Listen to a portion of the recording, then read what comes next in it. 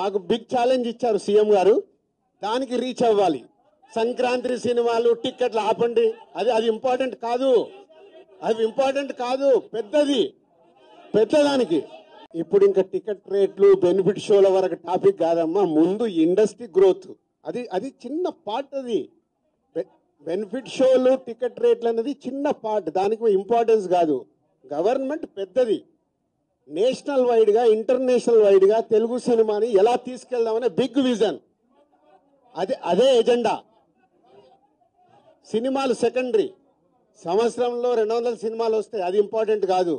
తెలుగు సినిమాని ప్రపంచవ్యాప్తంగా హై లెవెల్లో పెట్టడానికి ఏం చెయ్యాలి, హైదరాబాద్ ని ఇంటర్నేషనల్ హబ్గా ఎలా చెయ్యాలి, ఇవి చాలా పెద్దవి. చిన్న చిన్న విషయాలు మనం మాట్లాడుకోవాల్సిన అవసరం లేదు, అవన్నీ టైం చెప్తాను.